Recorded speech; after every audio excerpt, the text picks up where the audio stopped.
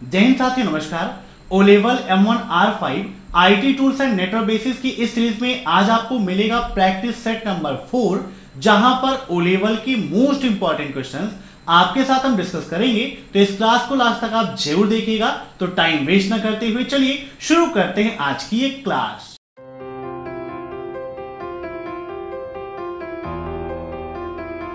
पहला क्वेश्चन है, who is the father of big data?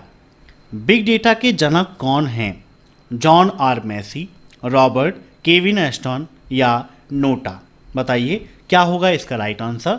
इन सभी क्वेश्चंस को आप सभी लोग मॉक टेस्ट के रूप में लेते रहिए और कमेंट बॉक्स में आंसर देते रहिए। वीडियो के लास्ट में आप जरूर बताइएगा कि आपके कितने क्वेश्चन सही हुए हैं। तो यहाँ पर बात की गई है बिग डेटा की। बिग डेटा का मतलब होता है बड़ा डाटा, है ना। मीन्स जहां पर बड़े पैमाने पर डेटा का कलेक्शन होता है वही क्या है, बिग डेटा है ना। तो एक हिसाब से समझें तो बिग डेटा का मतलब है जिसका उपयोग बहुत बड़ी मात्रा के डेटा को डिस्क्राइब करने के लिए किया जाता है, जिसमें डेटा के बहुत बड़े समूह को कलेक्ट करते हैं, ऑर्गेनाइज करते हैं तथा एनालाइज किया जाता है, वही कहलाता है big data analytics. Means data को बड़े पैमाने पर कलेक्ट करना, कलेक्ट करने के बाद उस डेटा को ऑर्गेनाइज करना और फिर एनालाइज करना, ये आपका सबसे इम्पॉर्टेंट काम है किसका, बिग डेटा एनालिटिक्स का। ठीक है, तो यहां पर अब इसके बारे में जान लेते हैं कि बिग डेटा एनालिटिक्स से क्या फ़ायदा है। यहां पर एक फिगर के बारे में हम देखते हैं। तो यहाँ पे आप देख सकते हैं टेक्नोलॉजी के क्षेत्र में देखें, ऑटोमेशन में देखें, डाटा माइनिंग देखें, डिसीजन मेकिंग, इन सभी चीज़ों को बेहतर बनाता है कौन, बिग डेटा एनालिटिक्स, जिसका उपयोग मुख्य रूप से बिजनेस का एनालिसिस करने में किया जाता है। अब इससे क्या क्या फ़ायदे हैं ये भी आपके लिए इम्पॉर्टेंट है। इससे एक फ़ायदा ये है, सबसे ज़्यादा इम्पॉर्टेंट है कि कंपनी में जो भी एरर्स हैं, है ना, एरर्स को डिफाइन करने में सबसे ज़्यादा इम्पॉर्टेंट है। दूसरा, जो हिडन पैटर्न्स हैं, हिडन पैटर्न्स, इनको पता लगाने का काम भी करता है बिग डेटा एनालिटिक्स। इसके अलावा हमारी जो कस्टमर सर्विस है, कस्टमर सर्विस को बेहतर बनाने का काम करता है big data analytics. Cost saving में हेल्पफुल है हमारे। इसके अलावा अगर हम कोई नया प्रोडक्ट चाहते हैं कि डेवलपमेंट कर सकें, तो नए प्रोडक्ट के डेवलपमेंट में भी आपका बिग डेटा एनालिटिक्स बहुत ज़्यादा इम्पॉर्टेंट है। साथ ही साथ फ्रॉड का पता भी हम आसानी से लगा सकते हैं। ठीक है, और यहाँ पर इसके फादर कौन हैं, तो इसके फादर हैं जॉन और मैसी, जिन्होंने 1990, है ना, 1990 के दशक में इसकी शुरुआत की थी। ठीक है, अब नेक्स्ट, प्रति पृष्ठ हैंडआउट प्रिंट करने का वैध विकल्प नहीं है। Not a valid option to print handouts पर पेज। मीन्स एक पेज पर कितने हैंडआउट्स आप प्रिंट कर सकते हो, 5 स्लाइड्स पर पेज, 6 स्लाइड्स पर पेज, 9 स्लाइड्स पर पेज या 1 स्लाइड पर पेज। मीन्स जब आप लिब्रे ऑफिस इम्प्रेस का उपयोग करते हैं या फिर आप MS पावर पॉइंट का उपयोग करते हैं, तो वहाँ पर एक पेज पर कितने हैंडआउट्स प्रिंट कर सकते हैं। यहाँ पर पूछा है कि कौन सा वैलिड नहीं है। तो देखिए, आप एक पेज पर एक स्लाइड प्रिंट कर सकते हो, कोई दिक्कत नहीं है। आप 9 स्लाइड भी प्रिंट कर सकते हो। मीन्स 1 फिर 2 फिर 3, फिर इसके नीचे 1 2 3 फिर 1 2 3, ऐसे 9, 6 भी आप कर सकते हो। लेकिन 5 स्लाइड प्रिंट करने का कोई भी ऑप्शन वहाँ पर अवेलेबल नहीं है। मीन्स ये इनवैलिड है, ये वैलिड नहीं है। अब नेक्स्ट, SBI द्वारा ऑनलाइन पेमेंट करने के लिए कौन सा ऐप जारी किया गया है? Which app has been released by SBI for making online payments? SBI pay, YONO, SBI online या फिर नन ऑफ दीज? तो देखिए, SBI का फुल फॉर्म आप सभी लोग जानते हैं, बहुत ही सिंपल है, स्टेट बैंक ऑफ इंडिया। क्या होता है? स्टेट बैंक ऑफ इंडिया होता है। और SBI ने जारी किया था किसको? योनो को। किसको जारी किया? योनो को जारी किया, इसीलिए इसको हम योनो SBI भी कहते हैं। तो राइट आंसर क्या हो जाएगा यहाँ पर? योनो। अब इससे संबंधित बहुत सारे क्वेश्चंस एग्जाम में पूछ जाते हैं कि भाई योनो ऐप को कब रिलीज़ किया गया, कब से चालू हुआ, तो 24 नवंबर 2017, ठीक है, 24 नवंबर 2017 में लॉन्च किया गया था आपका योनो SBI। अब एक चीज़ यहाँ पर और आपके लिए इम्पॉर्टेंट है कि भाई SBI की शुरुआत कब हुई, कब इसको फाउंड किया गया, तो इसको 1 जुलाई 1955 को फाउंड किया गया था। कब?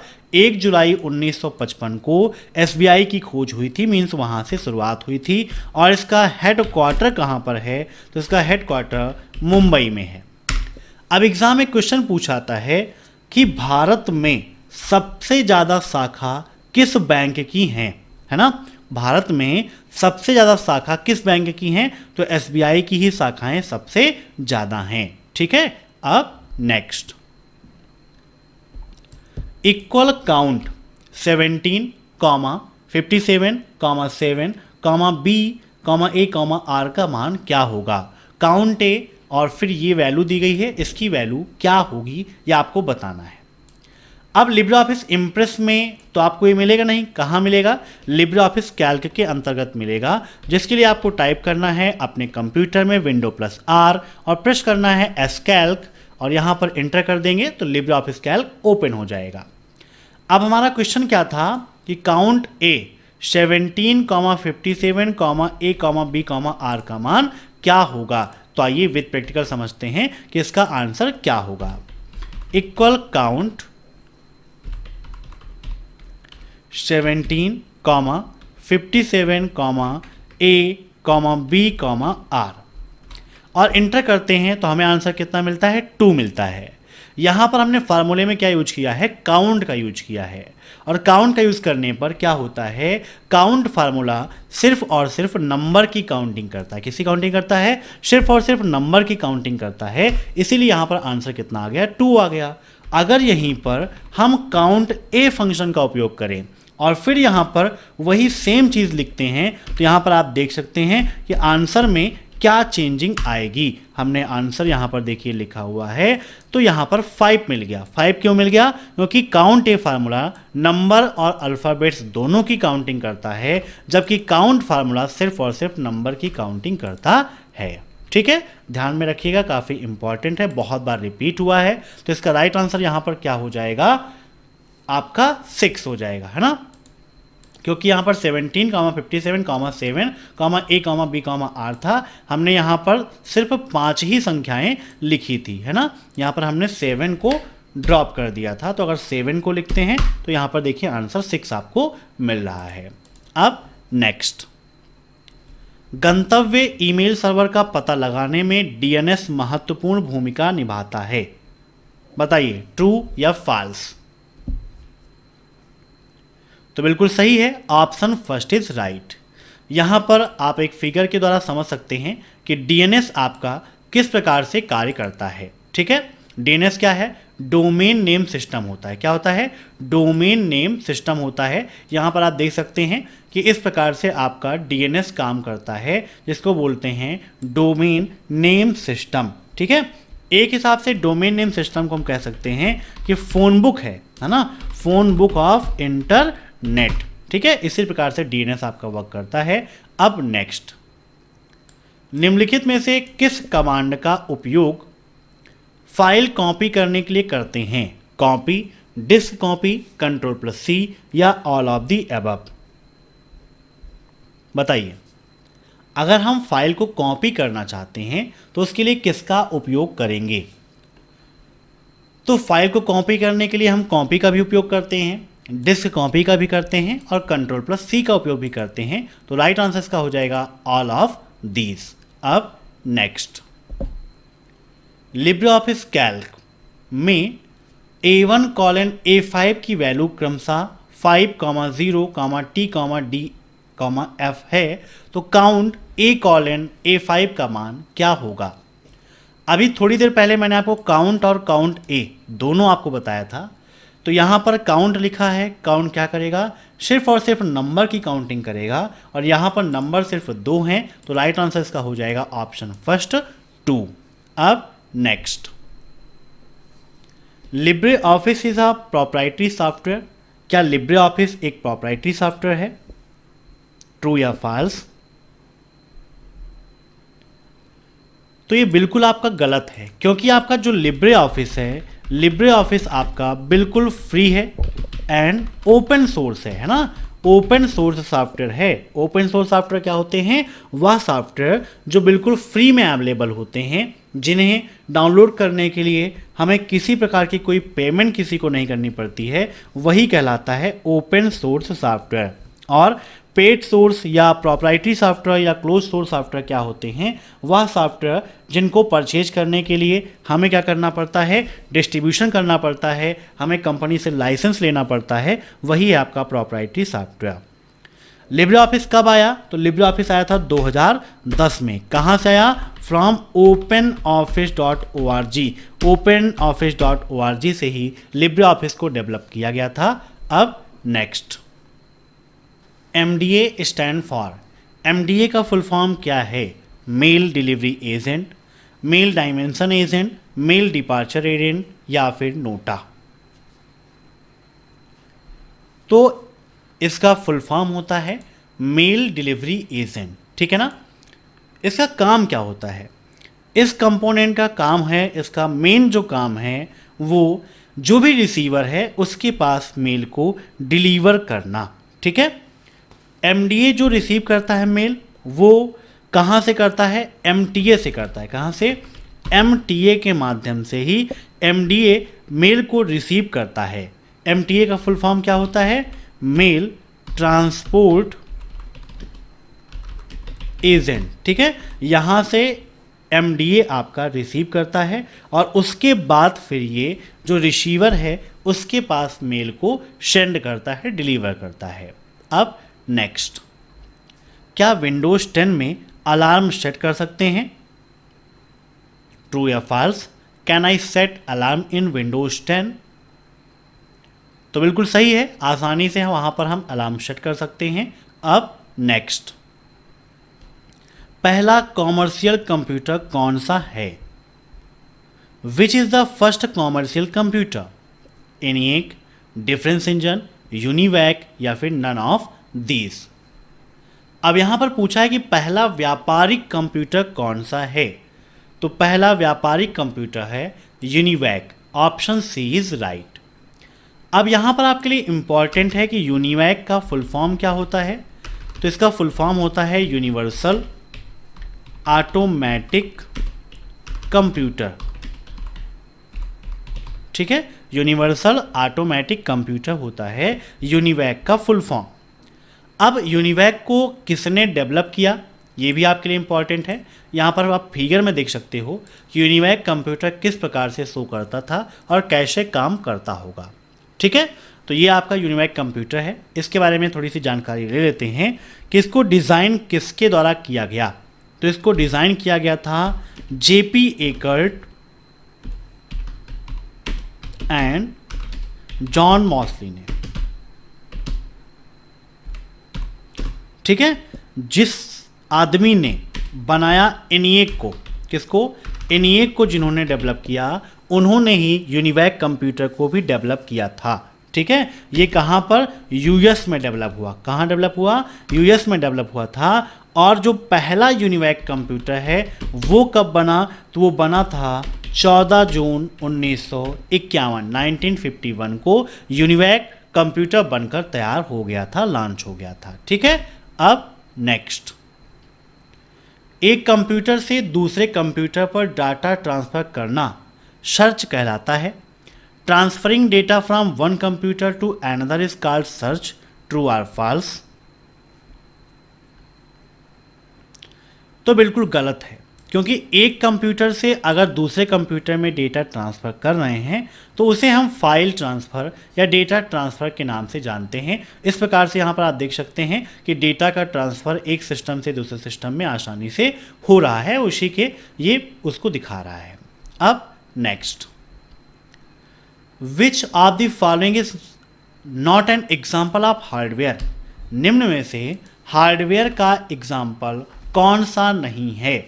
माउस, प्रिंटर, मॉनिटर या ऑपरेटिंग सिस्टम? तो देखिए माउस भी आपका हार्डवेयर है, प्रिंटर भी है, मॉनिटर भी है, लेकिन ऑपरेटिंग सिस्टम आपका हार्डवेयर नहीं है, यह एक प्रकार का सिस्टम सॉफ्टवेयर होता है। कैसा सॉफ्टवेयर है? सिस्टम सॉफ्टवेयर है।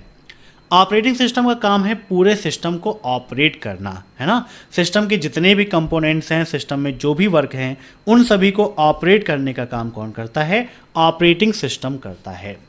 माउस आपकी कैसी डिवाइस है, ये भी आपके लिए इम्पॉर्टेंट है। तो माउस आपकी इनपुट डिवाइस है। कैसी डिवाइस है? इनपुट डिवाइस, या आप कह सकते हैं कि पॉइंटिंग डिवाइस है। वहीं पर प्रिंटर और मॉनिटर ये क्या है? आपके आउटपुट डिवाइस हैं। अब आउटपुट भी दो प्रकार का होता है।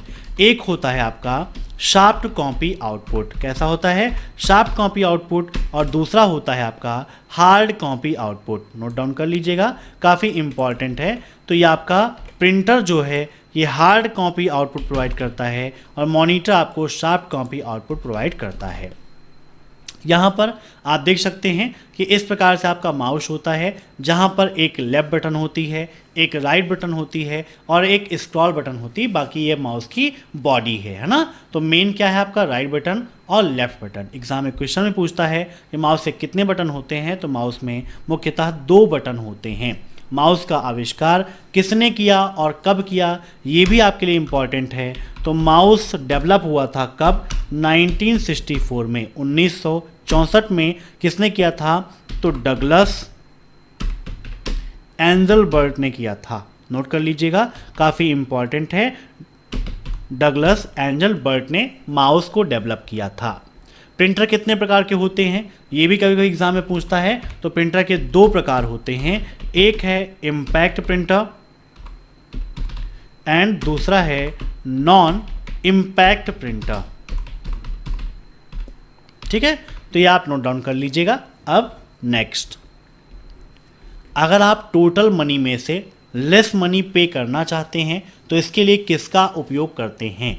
If you want to pay less money out of total money then what do you use for that? CVV, OTP, coupon code या इनमें से कोई नहीं? बताइए इसका आंसर क्या होगा। क्वेश्चन ये कह रहा है कि मान लीजिए किसी चीज़ की प्राइस 80 रुपये है और आप चाहते हैं कि आपको 80 की जगह 20 रुपये पेड करना पड़े या 50 रुपीज़ पेड करना पड़े, तो आप क्या करेंगे? निम्न में से किसका उपयोग करेंगे? CVV के माध्यम से ऐसा पॉसिबल नहीं है। अब एग्ज़ाम में पूछता है कि CVV का फुल फॉर्म क्या है? तो CVV का full form card verification value होता है। अब OTP का फुल फॉर्म क्या है, ये भी आपके लिए इंपॉर्टेंट है। तो OTP का full form one time password, एक ऐसा पासवर्ड जिसका सिर्फ और सिर्फ एक ही बार हम उपयोग कर सकते हैं। अब एग्ज़ाम में ये पूछता है कि OTP सिक्योर क्यों है? तो OTP सिक्योर इसलिए है क्योंकि यह हर एक्सेस के लिए, मीन्स जितनी बार आप एक्सेस करेंगे हर एक्सेस के लिए भिन्न भिन्न आपको मिलती है, मीन्स अलग अलग मिलती है, इसीलिए OTP सिक्योर है। अब कार्ड वेरिफिकेशन वैल्यू जो है वो कितने अंकों का होता है, ये भी आपके लिए इम्पॉर्टेंट एग्जाम में पूछता है कि कार्ड वेरिफिकेशन वैल्यू कितने अंकों का होता है। तो ये कितने अंकों का होता है? 3 डिजिट्स का होता है। इसको आप नोट कर लीजिएगा। अब यहाँ पर क्वेश्चन है कि किसका उपयोग करेंगे, उसके लिए कूपन कोड का उपयोग करते हैं। यही एक माध्यम है जिससे हम टोटल मनी में से पे मनी को पेड कर सकते हैं। अब नेक्स्ट, किस प्रकार की फाइल ईमेल द्वारा हम नहीं भेज सकते? बताइए, किस प्रकार की फाइल को हम ईमेल के द्वारा नहीं भेज सकते हैं? What types of files we can not send by email? .odt, .pdf, .exe या फिर .txt? बताइए क्या होगा इसका राइट आंसर। तो देखिए .odt किसका एक्सटेंशन है? तो लिब्रे ऑफिस राइटर का है। तो आप ये फाइल भी भेज सकते हो, PDF भी भेज सकते हो, टेक्स्ट फाइल भी भेज सकते हो, लेकिन .exe मीन्स जो भी एग्जीक्यूटेबल फाइल हैं उन फाइल को आप ईमेल के माध्यम से सेंड नहीं कर सकते हो। अब यहाँ पर बहुत सारी फाइल्स हैं जो एग्जीक्यूटेबल फाइल हैं या फिर हार्मफुल फाइल आप कह सकते हैं, वो होती हैं जिनमें वायरसेस की संभावना या मालवेयर की संभावना अधिक होती है ना। ऐसी फाइलों के एंड में अधिकतर क्या होता है, .exe होता है या .scr आपको मिल जाएगा, या फिर आपको मिलेगा .bat, या फिर आपको मिलेगा .js, या आपको मिल जाएगा .dll, या फिर आपको मिलेगा .pif है ना, या .iso है ना। ये सभी क्या हैं, आपकी अलग अलग स्क्रिप्ट एंड एक्जीक्यूटेबल फाइल के एक्सटेंशन हैं जो मेल के माध्यम से नहीं भेजे जा सकते हैं। अब नेक्स्ट, एक साथ समूहीकृत इनपुट, आउटपुट और प्रोसेसिंग डिवाइस किसका प्रतिनिधित्व करते हैं? Input, output and processing device grouped together represents circuit board, information processing cycle, mobile device या कंप्यूटर सिस्टम। तो इसका राइट आंसर हो जाएगा ऑप्शन डी, कंप्यूटर सिस्टम को रिप्रेजेंट करते हैं। कंप्यूटर क्या है, तो आप लोग जानते हैं अच्छे तरीके से कि कंप्यूटर एक इलेक्ट्रॉनिक डिवाइस है जो यूज़र द्वारा दिए गए डेटा या इंफॉर्मेशन पर प्रोसेस करके आउटपुट प्रोवाइड करता है। क्या है, कंप्यूटर एक इलेक्ट्रॉनिक डिवाइस है जो यूज़र द्वारा दिए गए डेटा या निर्देशों पर प्रोसेस करके आउटपुट प्रदान करता है। अब next, which of the following memory is non volatile? निम्न में से कौन सी मेमोरी नॉन वोलाटाइल मेमोरी है? SRAM, DRAM, रोम या फिर नन ऑफ दीज? बताइए क्या हो जाएगा इसका राइट आंसर। तो देखिए इसका राइट आंसर हो जाएगा ऑप्शन सी, रोम। रोम क्या है, आपकी नॉन वोलाटाइल मेमोरी है। रोम का full form read only memory होता है। मीन्स यहाँ पर आप ये जानिए कि रैम आपकी वोलाटाइल मेमोरी है। कैसा है, वोलाटाइल मेमोरी है, और रोम आपका नॉन वोलाटाइल मेमोरी है। कई बार ट्रू फॉल्स में भी क्वेश्चन पूछ लेता है। अब नेक्स्ट, कमांड दुभाषियों को अन्यथा किस रूप में जाना जाता है? What is the command interpreter otherwise known as? Command, shell, prompt या फिर स्क्रिप्ट? तो कमांड इंटरप्रेटर को हम किसके नाम से जानते हैं? शेल के नाम से जानते हैं। Option B is right, shell. अब नेक्स्ट, स्प्रेडशीट में चयनित सेल की एक पंक्ति का चयन करने के लिए शॉर्टकट की क्या है? बताइए क्या होगा इसका right answer. Control plus space bar, shift plus space bar, shift plus plus या कंट्रोल प्लस प्लस? बताइए। मीन्स स्प्रेडशीट में अगर हम जो भी सिलेक्टेड सेल है उसकी पूरी रो को सेलेक्ट करना चाहें तो किस शॉर्टकट की का उपयोग करेंगे? The shortcut key is to select a row of the selected cell in the spreadsheet. Means जैसे हमने इस सेल को सिलेक्ट किया है और हम चाहते हैं कि पूरी रो सेलेक्ट हो जाए, तो शिफ्ट के साथ में स्पेस प्रेस करेंगे तो देखिए पूरी रो सेलेक्ट हो गई, और कंट्रोल स्पेस करेंगे तो पूरा कॉलम आपका सेलेक्ट हो गया। Shift plus space, control plus space, दोनों चीज़ों को आप याद रखिएगा। तो यहाँ पर right answer shift plus space bar. अब नेक्स्ट, कैल्क में सेल की ऊंचाई कितनी होती है? 0.89, 0.18, 5, 6.62। What is the height of cell in calc? तो यहाँ पर देखिए लिब्रे ऑफिस ऑप्शन है, यहाँ पर आप फॉर्मेट में जाते हो, यहाँ पर रो और कॉलम ये ऑप्शन आपको मिलता है। रो पे क्लिक करेंगे और हाइट पे आप जाते हैं तो यहाँ पर अगर आप देखें तो आपको सेंटीमीटर में मिलता है कितना? 0.45 सेंटीमीटर। कितना मिलता है? 0.45 सेंटीमीटर, है ना। अब अगर हम यहाँ पर देखें इंच में कन्वर्ट करना चाहें तो 0.45 मल्टीप्लाई 0.394 करेंगे तो जितना आपको आंसर मिलेगा वो क्या हो जाएगा? आपका इंचेस हो जाएगा, है ना। क्योंकि 1 सेंटीमीटर, यहाँ पर देखिए अगर आप देखें 1 सेंटीमीटर में कितने इंच होते हैं, तो 1 सेंटीमीटर में इंच होते हैं 0.0394। ठीक है, इतने आपके इंच होते हैं। और यहाँ पर कह रहा है 0.45 सेंटीमीटर, तो 0.45 सेंटीमीटर को अगर हम इससे मल्टीप्लाई कर देंगे तो यहाँ पर ये आपको आंसर मिल जाएगा। ठीक है, अब एग्ज़ाम में आपसे पूछता है कि विड्थ कितनी है, ये भी आपके लिए इंपॉर्टेंट, एग्जाम पूछता है भाई विड्थ कितना है, तो ये भी आपको यहाँ से मिलेगा। कॉलम पे जाएंगे, विड्थ पे क्लिक करेंगे तो देखिए 2.26 सेंटीमीटर होता है। ठीक है, 2.26 सेंटीमीटर होता है, इसको भी आप ध्यान रख लीजिएगा, काफ़ी इंपॉर्टेंट है। ठीक है, 2.26।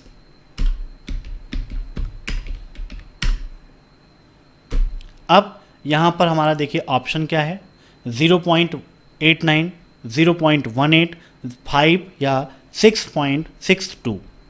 तो अगर हम इंचेस में देखें तो 0.17 को हम क्या रिप्रेजेंट कर सकते हैं, 0.18, मीन्स यहाँ पर राइट आंसर हो जाएगा ऑप्शन बी 0.18, क्योंकि यहाँ पर देखिए 0.45 सेंटीमीटर वहाँ पर है, जिसको इंच में हमने कन्वर्ट किया तो आ गया 0.173, तो यहाँ पर इसको राउंड फिगर में 0.18 लिखा जा सकता है। अब नेक्स्ट, लिब्रियोफिस कैल्क में कैलकुलेट की शॉर्टकट की क्या है, व्हाट इज द शॉर्टकट की of calculate in LibreOffice Calc, बताइए क्या होगा इसका right answer. F7, F8, F9 या F10, बताइए क्या होगा इसका राइट आंसर। कैलकुलेट का ऑप्शन, ये भी आपके लिए काफ़ी इंपॉर्टेंट है, एग्ज़ाम में ये भी पूछता है कि कैलकुलेट का ऑप्शन किस मेनू के अंतर्गत मिलता है। तो फटाफट कमेंट करके आप सभी लोग कमेंट बॉक्स में ज़रूर बताइएगा कि कैलकुलेट का ऑप्शन आपको किस मेनू के अंतर्गत मिलता है और इसका राइट आंसर क्या होगा। तो यहाँ पर इसका राइट आंसर हो जाएगा ऑप्शन सी, F9 का उपयोग करते हैं इस कार्य के लिए। अब नेक्स्ट, निम्नलिखित में से कौन सा सबसे छोटा कंप्यूटर है, नोटबुक, लैपटॉप, डेस्कटॉप या वर्क स्टेशन। तो सबसे छोटा कंप्यूटर है आपका नोटबुक। ठीक है, सबसे छोटा कंप्यूटर नोटबुक ही होता है। अब यहाँ पर एग्जाम में पूछता है कि पहला लैपटॉप साइज का नोटबुक कंप्यूटर कौन सा था, मीन्स फर्स्ट नोटबुक कंप्यूटर कौन सा है। तो पहला नोटबुक कंप्यूटर था इप्सन का, कौन सा, इप्सन HX20, ये आपका पहला क्या था, नोटबुक कंप्यूटर था। ठीक है, जो कब डेवलप हुआ, 1980 में, 1980 में इसको डेवलप किया गया था। ठीक है, अब एग्जाम में पूछता है कि भाई पहला लैपटॉप कंप्यूटर कब हुआ, फर्स्ट लैपटॉप। तो पहला लैपटॉप आपका 1981 में है ना, 1981 में डेवलप हुआ था, जो स्क्रीन जिसमें थी 5 इंच की और इसका जो वेट था वो लगभग 24 पाउंड्स के आसपास था। कितने, 24 पाउंड्स के आसपास में था, जो आपका एक पोर्टेबल कंप्यूटर है। ठीक है, और पहला डेस्कटॉप की बात की जा रही, तो पहला डेस्कटॉप कंप्यूटर कौन सा था, तो था ओलाइव, ठीक है, प्रोग्रामा 101। ये आपका कब हुआ, तो 1964 में बनकर तैयार हुआ था। अब नेक्स्ट, QR कोड में अक्सर डॉट डॉट डॉट के लिए डेटा नहीं होता जो किसी वेबसाइट या एप्लीकेशन को इंगित करता है। QR code often don't contain data for dot dot dot that points to a website और एप्लीकेशन। तो QR कोड में पर्सन के लिए कोई डेटा नहीं होता है, ऑप्शन फर्स्ट इज राइट। अब नेक्स्ट, रैम को कंप्यूटर के प्रोसेसर के रूप में माना जा सकता है, ऑपरेटिंग सिस्टम के रूप में, प्लानिंग रूम के रूप में, वेटिंग रूम के बारे में या फैक्ट्री, बताइए क्या होगा इसका राइट आंसर। तो रैम को कंप्यूटर के वेटिंग रूम के रूप में जाना जा सकता है। ठीक है, कंप्यूटर प्रोसेसर का वेटिंग रूम कहते हैं किसको, रैम को, इसका फुल फॉर्म है रैंडम एक्सेस मेमोरी। ठीक है, रैम में डेटा कब तक स्टोर रहता है, जब तक कि कंप्यूटर आपका रन कर रहा है। जैसे ही कंप्यूटर आपका टर्न ऑफ हुआ, रैम में जो कंटेंट्स हैं वो कैसे हो जाते हैं, इरेज हो जाते हैं। ठीक है, और रैम जो है ये फास्ट होती है क्योंकि ये आपका सीपीयू में लगी हुई होती है, सबसे पहले इसी को एक्सेस किया जाता है। अब नेक्स्ट, एकल ई टिकट का उपयोग करके अधिकतम 6 यात्री यात्रा कर सकते हैं। बताइए क्या होगा इसका right answer. Maximum 6 passengers can travel using single e ticket. तो एक सिंगल ई टिकट से बिल्कुल सही बात है, 6 लोग ही यात्रा कर सकते हैं। Option B is right. उसमें भी अगर आप तत्काल टिकट करते हो, क्या करते हो, तत्काल टिकट्स करते हो, तो वहाँ पर आपके मैक्सिमम 4 पैसेंजर्स ही पर ई टिकट एप्लीकेबल होगा। ठीक है, तो ये थे आज के मोस्ट इंपॉर्टेंट क्वेश्चंस। मैं आशा करता हूँ कि आज की यह क्लास आपको पसंद आई होगी। अगर आपको यह क्लास पसंद आई हो तो वीडियो को लाइक ज़रूर करिएगा और चैनल से जुड़ने के लिए चैनल को सब्सक्राइब करके बेल आइकन प्रेस करिए। और आपकी कोई क्वेरी है तो आप हमसे व्हाट्सएप पर कॉन्टैक्ट कर लीजिएगा या फेसबुक, इंस्टाग्राम, टेलीग्राम कहीं पर भी आप अब एक्सेल कंप्यूटर सर्च करके कॉन्टैक्ट कर सकते हैं। आपकी जो भी प्रॉब्लम है उसका सोल्यूशन आपको वहाँ पर मिल जाएगा। Thanks for watching my video. फिर मिलते हैं नेक्स्ट क्लास में, तब तक के लिए बाय बाय।